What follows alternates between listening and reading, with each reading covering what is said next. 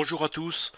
Euh, Nous allons tout d'abord revenir sur quelques petits points concernant ce gabarit de perçage. Et ensuite on avancera dans de nouvelles, des choses que je vous ai pas encore montrées dans Fusion. Euh, mais en fait, tout d'abord, on va faire une modification. Euh, je ne sais pas si vous vous souvenez, mais au moment de faire cette barre centrale, j'ai dit que les lettres, les caractères, en général, je les faisais en gravure, mais que là, pour changer, on allait faire en extrusion, en, en relief. Euh, le truc, c'est que je me souvenais pas pourquoi, en général, et d'habitude, j'ai toujours fait ça en gravure. C'est tout simplement, comme me l'a fait remarquer très justement euh, je crois que le nom sur YouTube c'est WM Logistique.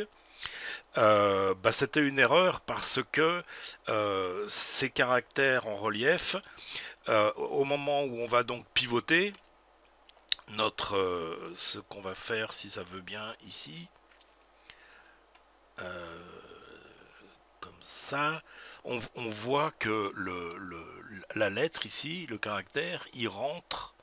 Enfin, il rentre. si si c'était vraiment de la matière, évidemment, ils pourraient pas. Mais en fait, ils vont venir perturber comment dire, le mouvement et limiter fortement notre amplitude de mouvement. Donc, effectivement, il faut que ce soit en gravure. Donc on va tout de suite aller faire ça, c'est pas très compliqué, il suffit d'inverser le sens de l'extrusion. C'est pas très compliqué à partir du moment où on revient sur euh, comment dire, la bonne fonction dans l'historique. Alors, comment on fait ça? Déjà, cette barre, on va aller la trouver ici. Et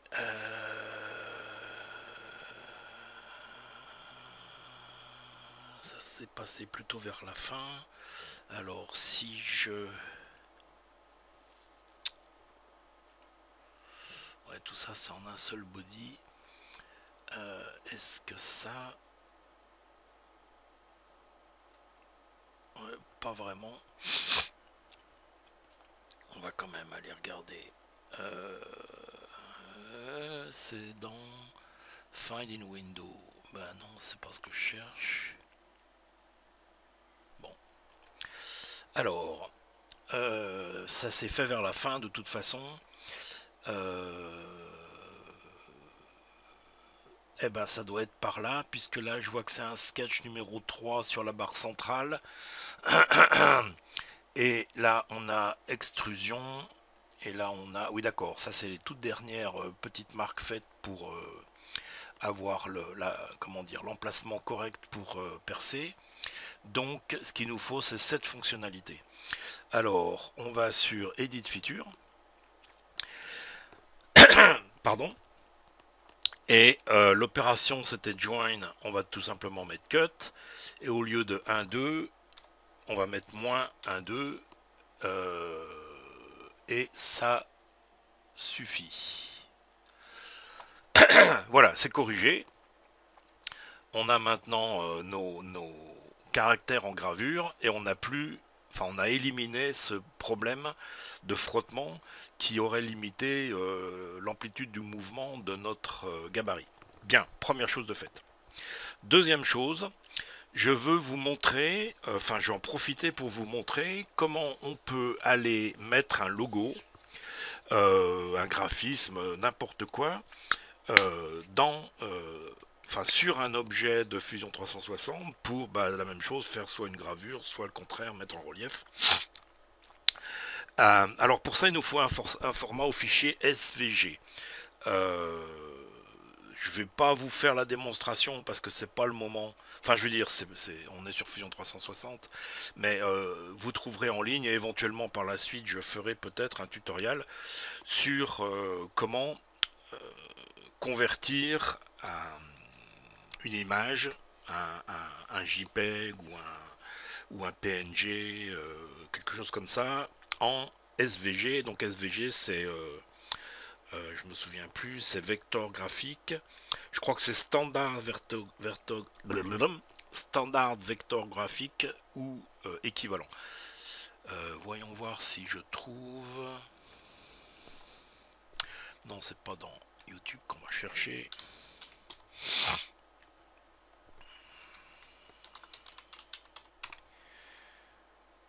SVG, scalable vecteur graphique. Ok, donc c'est-à-dire que c'est des graphiques vecteurs, donc non pas des points mais des lignes, qu'on peut changer d'échelle. Scale, c'est l'échelle. Alors, je voudrais avoir mon logo sur ces plaques. On pourrait aller chercher dans l'historique la position avant que l'on duplique cette plaque latérale gauche dans la plaque latérale droite par la fonction mirror. Parce que ça éviterait de le faire deux fois. Manque de bol, la fonction mirror sur un texte ou un graphisme, ça inverse, ça fait exactement comme dans un miroir, ça inverse l'écriture, et donc c'est pas ce qu'on souhaite, donc on va répéter deux fois la même opération, tout simplement parce qu'on n'a pas vraiment d'autre façon de faire.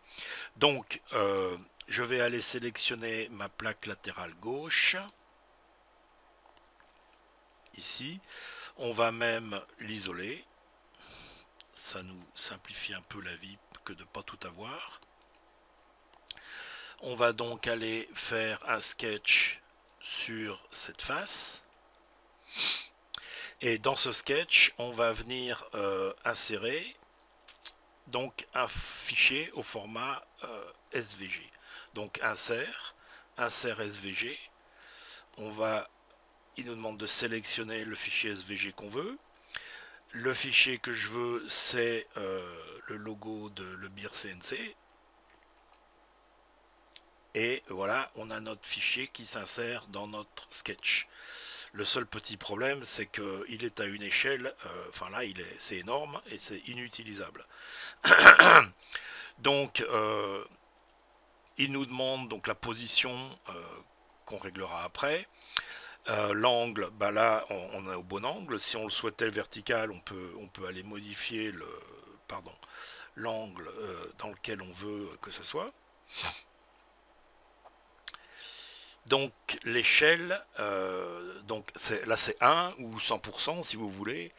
On va voir ce que ça donne en mettant 20%, 0.2, 20%, ouais, ça m'a l'air pas mal. Donc on va aller positionner ça assez bien centré ici. Et on fait OK. Et donc là, j'ai mon logo, mon texte. Enfin mon texte plus le graphisme, qui sont directement insérés dans mon sketch Fusion 360. Tous les éléments de dessin donc du logo ici sont comment dire, se comportent exactement comme si c'était un élément de dessin de Fusion 360. C'est-à-dire que je peux les sélectionner, les déplacer, etc. etc. Alors, je vais aller cacher mon body et sélectionner. Alors, il m'a automatiquement projeté une partie de la forme sur laquelle j'ai fait le sketch, alors que je ne lui ai pas demandé. Donc je vais aller effacer tout ça, parce que j'en ai pas besoin et que ça me gêne pour la sélection de ce que je veux actuellement faire. Donc je sélectionne chacun des éléments, enfin chacune des surfaces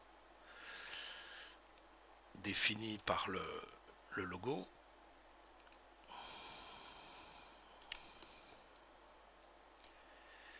Alors dans certains cas il faut zoomer parce que sinon il me prend des points et pas des surfaces. Voilà.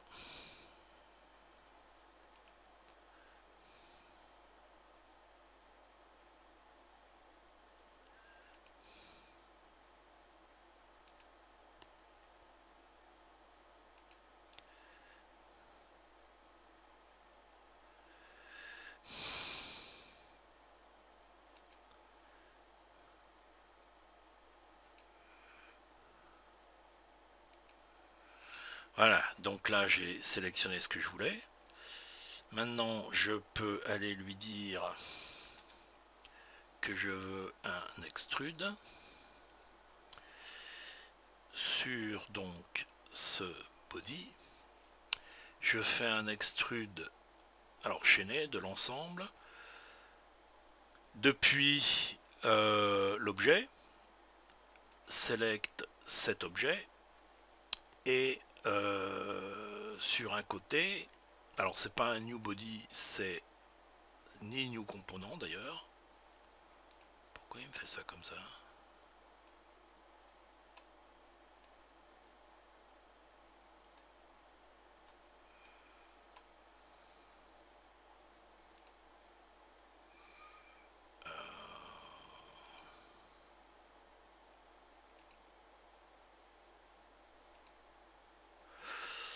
Alors c'est pas un extrude qu'il faut, c'est un press pull. Donc on recommence. Désolé.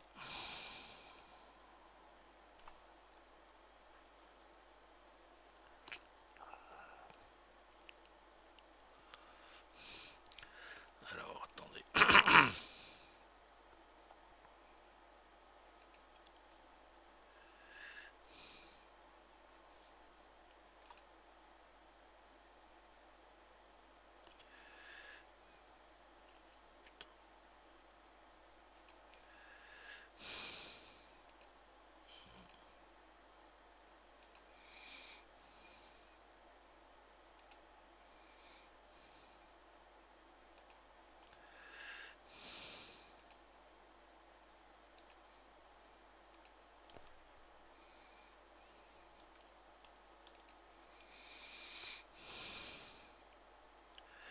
Donc press pull. On fait réapparaître notre volume. On démarre depuis un objet qui est cet objet. Ce que l'on veut c'est cut et c'est moins 1.5.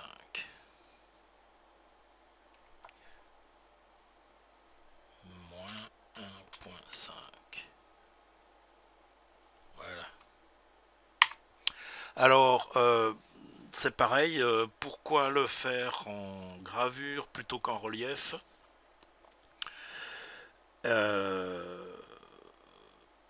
Eh bien la raison, c'est aussi que pour pouvoir faire tenir donc mon gabarit sur la planche où je veux percer un trou sur champ, bah, je vais utiliser des serre-joints. Et si c'est en relief, le serre-joint risque de glisser. Enfin, je préfère avoir une surface plate plutôt qu'une surface avec des aspérités, on va dire. Et ça me paraît plus raisonnable comme ça.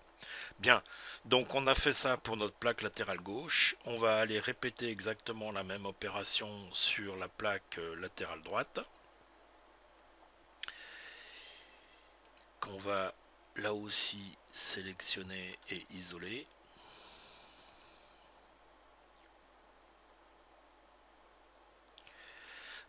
Alors là c'est répétitif, on n'a pas vraiment le moyen de faire autrement, puisque comme je l'ai dit, le texte en miroir, bah, c'est ce qu'on verrait dans un miroir, et c'est pas véritablement ce qu'on veut sur notre objet.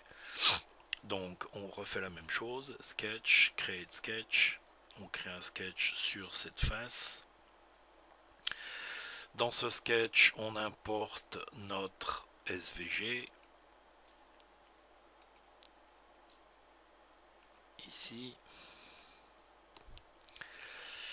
Alors, ben là, il est complètement inversé, il est à 180 degrés. Donc la première chose qu'on fait, c'est de le faire pivoter de 180. Voilà. Ensuite, on lui donne l'échelle, comme on l'a fait tout à l'heure, de 0,2. On va aller positionner ça à peu près centré. Oups. C'est inversé là. Est-ce que c'est centré ça? C'est peut-être un tout petit peu haut. Ouais, c'est pas mal centré. On fait OK.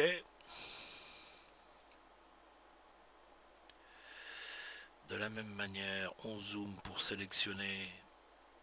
Ah, cette fois-ci, on peut le faire, tiens.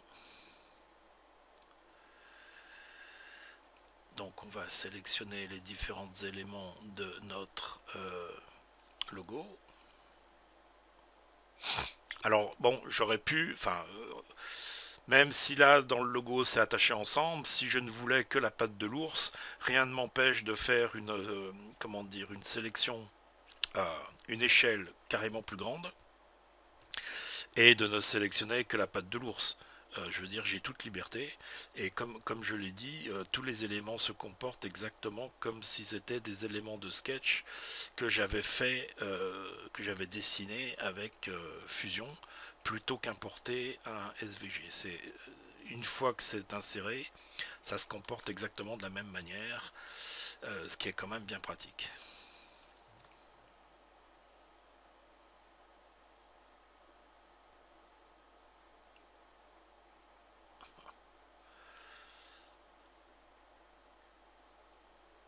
Bon, on va zoomer. Voilà.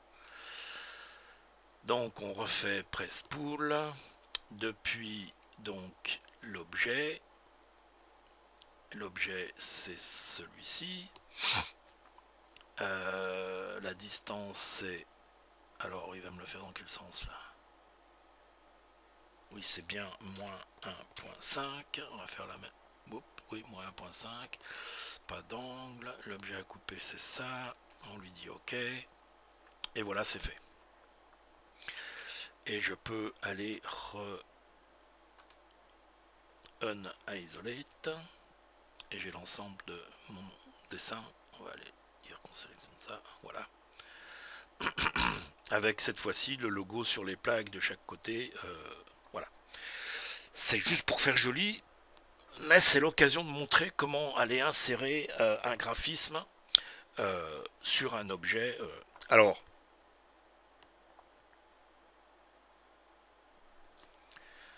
on verra plus tard. Je me rajoute des vidéos à faire. De mettre bon, du texte ou un logo comme ça, puisque ça revient au même, sur une surface sphérique, sur un cylindre. Par exemple, faire un mug avec un logo dessus. Hein. C'est aussi possible. C'est aussi possible. Alors maintenant, je voudrais montrer quelque chose dont on a parlé au tout début, dans la première ou deuxième vidéo, je me souviens plus exactement, dont on n'a pas du tout reparlé depuis, mais qui est quand même très intéressant.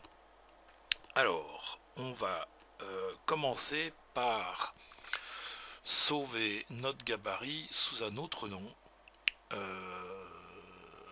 Save copy as. Alors, gabarit XL. Save. Ça me permet de faire des modifications, dans le nouveau, on va dire, sans du tout toucher à ce qui existe jusqu'à présent. Donc le gabarit XL, il est là. Celui-ci, dans l'immédiat, on va le fermer. Ça, on en parlera éventuellement plus tard.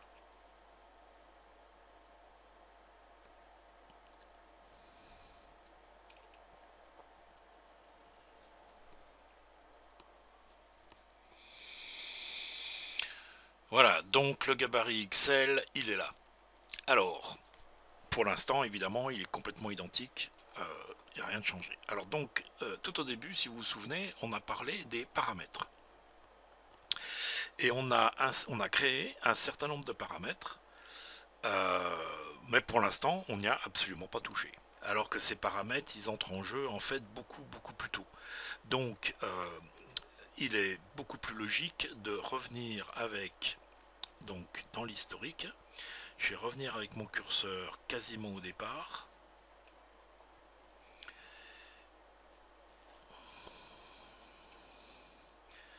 Donc il suffit de déplacer le curseur là où je veux aller modifier quelque chose, sachant que toutes les opérations faites après ne sont pas perdues pour autant.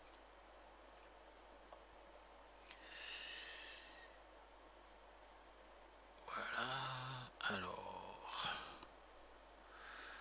le sketch de la plaque latérale gauche, sketch,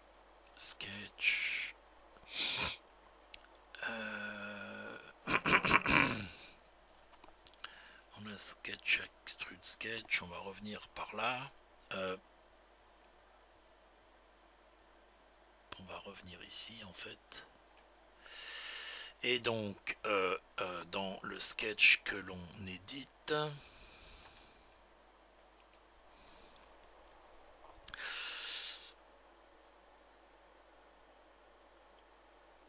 ici on a donc la longueur de la plaque qui correspond à longueur plaque. Donc c'est maintenant qu'on va venir changer le paramètre longueur plaque. Donc modifie paramètre longueur plaque 155.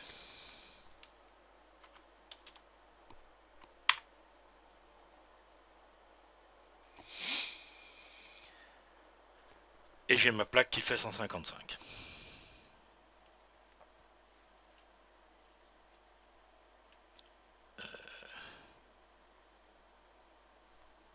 Pardon, stop sketch. Voilà, on va sur le sketch suivant où on dessine une oreille. Ensuite de ça, on extrude cette oreille, ou le trou, je sais plus. Ensuite de ça, on fait notre chanfrein pour faire une sorte de cône. On mirror l'oreille. Pardon, on a notre truc, voilà, comme ça. En reprenant dans l'historique, en modifiant les dimensions dans l'historique, les différentes fonctions comme mirror par exemple sont correctement prises en compte, alors que si on fait tout ça à la fin, ça tient plus debout quoi. C'est plus très logique. Donc on en est où là? Mirror, on a notre deuxième plaque. Ensuite on a la mise en place de nos inserts laitons, mais évidemment l'anthrax ici a changé et il faut que j'aille le mesurer.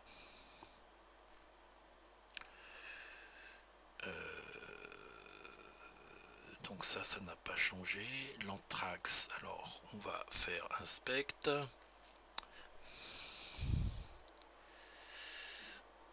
Alors a priori ce que je veux inspecter c'est la distance entre le centre de ce cercle au centre de ce cercle et il me dit 135. Donc ici dans ma fonction pattern rectangulaire où j'avais mis 80, quel espacement entre les deux, ça c'est non, c'est moins 85, donc c'est ici, c'est 135.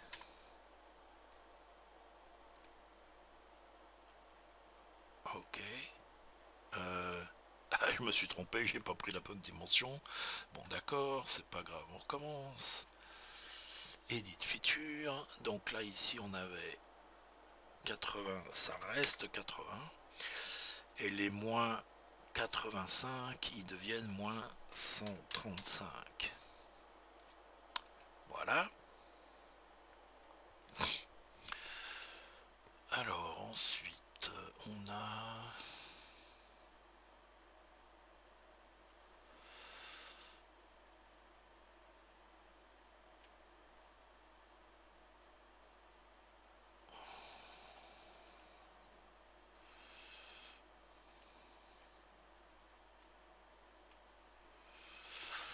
notre plaque, l'écartement n'ayant pas changé, elle est à sa place, notre barre de séparation.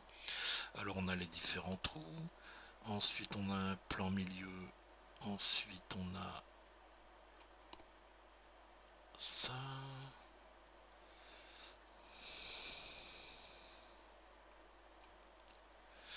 On a la mise en forme ici. On revient jusqu'à notre miroir qui est ici. Et c'est pareil, puisqu'on a fait un plan milieu et qu'on repasse par notre historique pour les différentes fonctions, et bien notre barre se retrouve à la place normale, enfin que l'on souhaite. Ah, ce que j'ai oublié, pardon, ça je peux le faire sans, je pense que ça aille poser des gros problèmes. Alors ça c'est l'extrude de ça. Ah oui, mais il faut que je repasse par le miroir. Alors, on retourne. Non, c'est encore avant. Bah c'est dans notre sketch. Non, j'ai fait un extrude.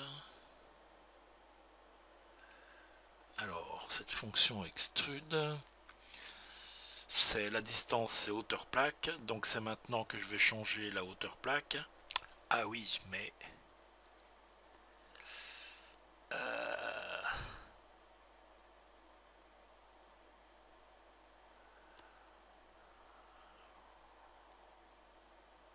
Ouais.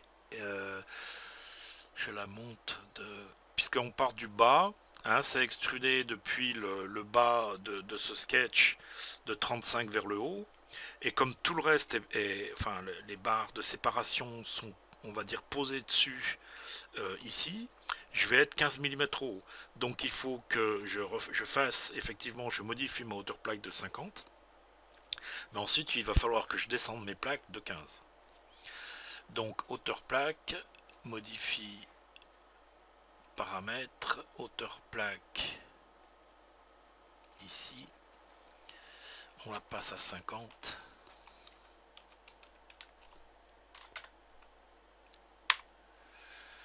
Ok.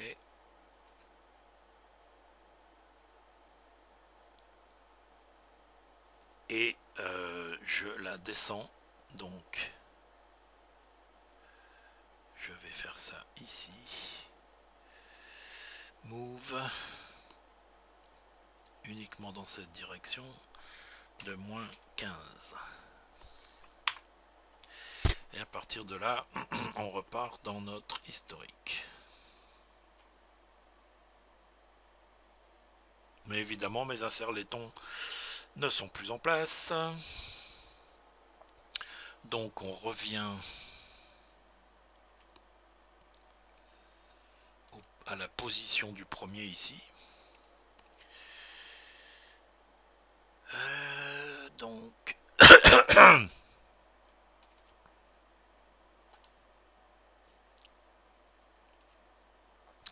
donc on le déplace de point à point comme on l'avait fait précédemment. On sélectionne comme point le centre du cercle et ici le centre du cercle.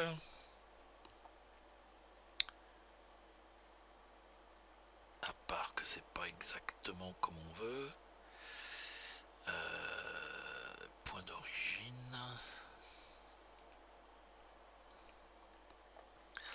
On avait dit que le point d'origine, il faut que ça soit le dessous de la collerette.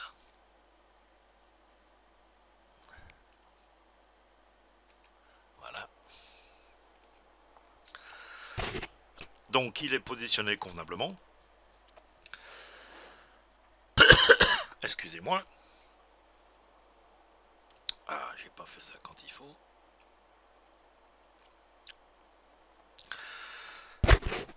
Il faut aller mettre le curseur vraiment au bon endroit. Donc on a dit move copy. Point à point, on sélectionne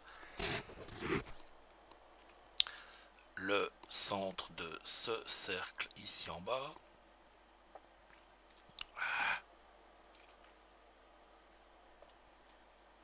Voilà.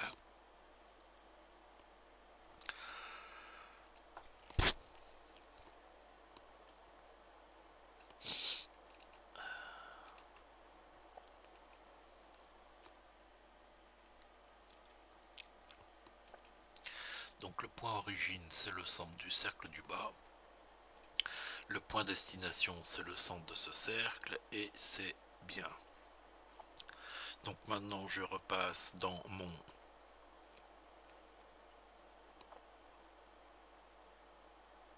Alors, qu'est-ce qui va pas là?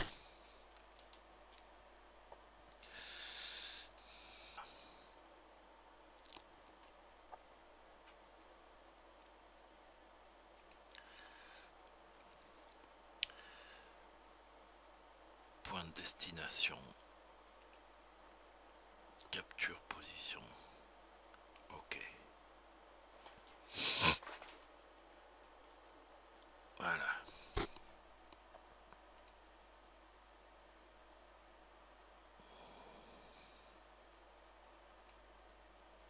Voilà.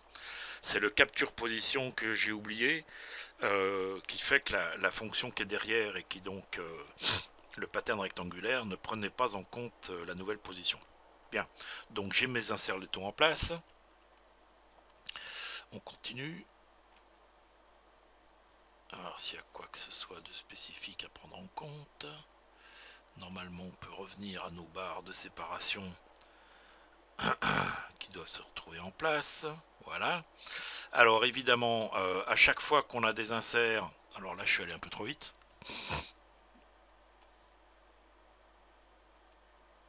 Alors c'est quoi l'erreur là?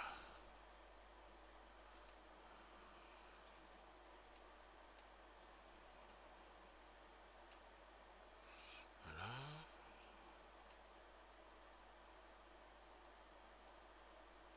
Voilà, alors là les roulements, ils sont pas en place. Hein, puisque on a décalé, alors c'est pareil pour ça, ils sont pas en place.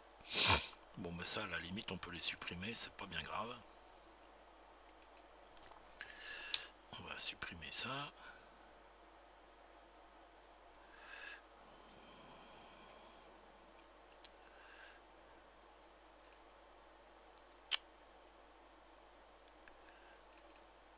Non.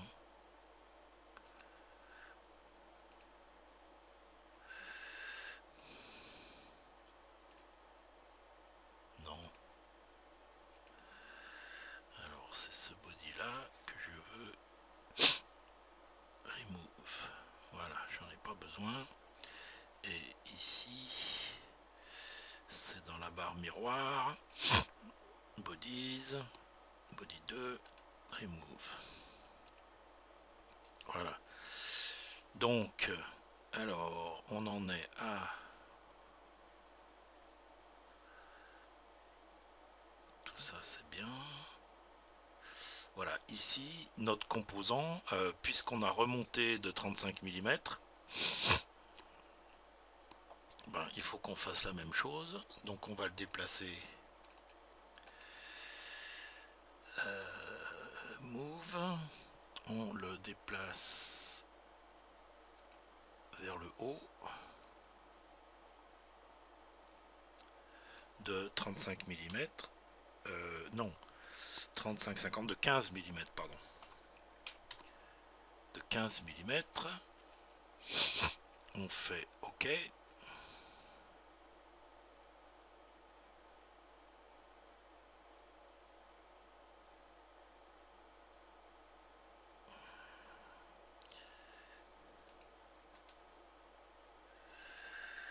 Alors le capture position, capture position, voilà. Et maintenant la fonction où on duplique aussi nos roulements, il se trouve à la bonne hauteur, sauf que ils sont pas au bon espacement puisque comme on a dit, on a modifié l'espacement, donc edit feature, moins 135. Voilà. OK. Et on continue dans notre historique. Bon, je ne vais pas forcément vous le faire jusqu'à la fin parce que ça devient un peu long et barbant. Mais c'est en fait, oui, je ne vais pas aller jusqu'à la fin parce que c'est répétitif et que c'est la même chose. C'est juste pour montrer à quoi servent ces paramètres. Je peux, alors ça nécessite un peu de travail puisqu'il y a quand même, enfin je veux dire les pièces qu'on insère par exemple dans la conception, hein, les roulements, les inserts-laitons, les boulons, etc. euh, ils sont pas fixés par rapport au trou, enfin à l'endroit dans lequel on va les positionner. Enfin pas dans la conception, pas dans le dessin, ils sont fixés lorsqu'on fait les mouvements et tout, mais donc pour chacun d'eux, il faut aller dans l'historique, voir exactement à quel moment on les insère et agir en conséquence pour corriger puisqu'on a modifié des dimensions. Ça, je veux dire, c'est tout à fait normal, mais ça permet quand même je sais pas si je continuais, on va dire en 1 heure ou moins d'1 heure, de me faire un deuxième objet avec exactement les mêmes caractéristiques que le premier, simplement avec des dimensions différentes puisque j'ai mis des paramètres et que je m'en sers. Hein. On verra, puisque je vais revenir dessus dans une autre vidéo, parce que celle-là, elle serait trop longue autrement. Euh, la barre centrale de perçage, il y a quelque chose qui est évident de mettre en paramètre, c'est le diamètre du guidage, hein, qu'on a fait de 4 points pour faire du M4 et avoir une petite tolérance par rapport aux forêts pour pas esquinter le guide à chaque fois. Bon, il est évident que c'est logique de faire des barres de perçage de M3, de M5, M6, M8, M10, et là le paramètre est parfait pour ça. Donc on reviendra là-dessus. Voilà, c'était juste pour montrer les paramètres, puisqu'on en a parlé tout au début, on n'en a pas parlé depuis.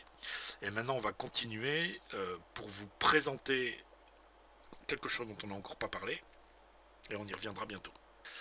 Donc cette fois-ci, cette pièce, c'est bon, c'est fini. En fait, ça fait une vidéo plus longue que je pensais. Donc je reviendrai sur ce que je veux montrer, c'est-à-dire, alors je l'ai rapidement fait en exemple, je peux vous montrer ça ici. Non, c'est pas ça. Voilà, ça. Hein, c'est-à-dire que si votre conception, plutôt que de l'imprimer en 3D, alors comme j'ai fait des modifications, ils mettent des warnings. J'en profitais pour montrer ça. Comme j'ai fait des modifications, là on vient d'en faire ensemble, et que ça je l'avais fait avant, donc c'est plans, c'est croquis côté. Vous voyez qu'il y a plein de warnings ici pour me dire que il y a eu des modifications, c'est pas à jour. Hein. Les références ne sont pas à jour, c'est ce que le message d'erreur ici est en train de dire. Donc tout en haut, vous voyez qu'ici vous avez un symbole avec ce warning. Il suffit de cliquer dessus et il va chercher donc ce qu'il appelle les références, c'est-à-dire la conception d'origine, pour aller tout nous mettre à jour.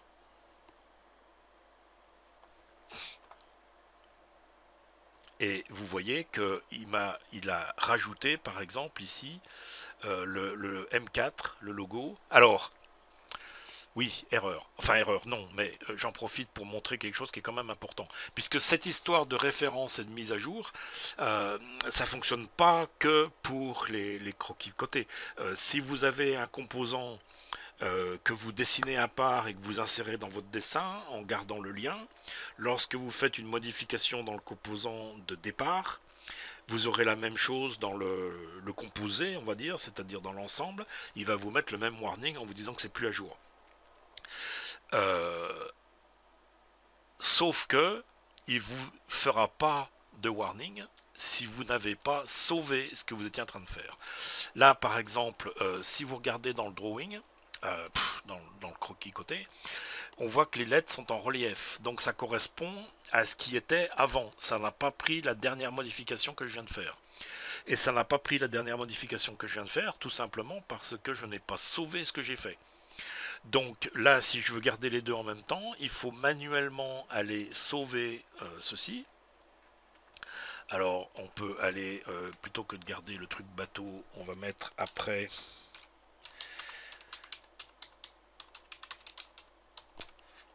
Voilà, parce que V36 ou V37, ça me dit pas grand-chose. Par contre, si je note ce que j'ai fait avant, enfin si je note les modifications que j'ai faites juste avant de sauver, je sais ce qui a été changé. Donc là, je le sauve. Alors ça prend un peu de temps. Bon, ça y est, c'est fait. Maintenant, je retourne dans mon drawing et il me remet le même symbole d'avertissement me disant que des choses ont changé. Donc je clique dessus pour mettre à jour.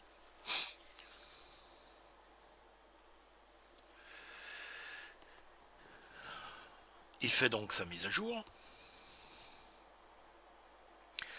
Et on voit qu'effectivement, là, ça a été pris en compte, la modification de de la barre centrale. C'est bien de la gravure et ce n'est plus du relief. Si je vais sur la vue générale, on s'aperçoit que comment dire, le logo est bien mis en place. Alors là, il y a un warning, mais par contre, je ne sais pas pourquoi.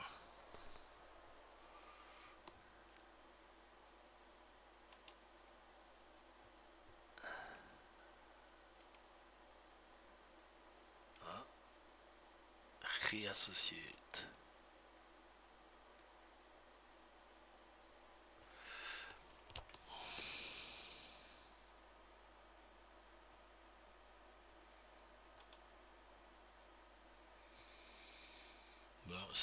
Je pense que ces warnings devraient disparaître si j'imprimais. Parce que... Bon, on reviendra là-dessus. Je pensais avoir le temps de commencer un peu dans cette vidéo, mais visiblement elle est déjà assez longue. Donc ça sera l'objet d'une future vidéo d'examiner ces plans côtés. Parce que comme je commençais à le dire, si ce que vous faites... c'est destiné à autre chose que d'imprimer directement chez vous. Par exemple, vous faites une première impression pour voir si ça fonctionne, mais après ça, vous décidez d'aller faire ça, je sais pas, en aluminium par exemple chez un machiniste. Il lui sera très utile d'avoir ce genre de plan pour voir exactement un plan côté précis, exact, pour voir exactement ce que vous voulez faire. Ça l'aidera plus que les dessins dans Fusion 360. Sauf s'il est complètement équipé en CNC. Voilà, bon, j'espère que ça vous a été utile. Euh, à la prochaine. Salut. À nouveau, n'oubliez pas, abonnez-vous à la chaîne pour être mis au courant des dernières nouveautés. Allez voir sur mon site. Mettez des commentaires, posez des questions. Surtout, n'hésitez pas, c'est fait pour ça. Allez, à bientôt.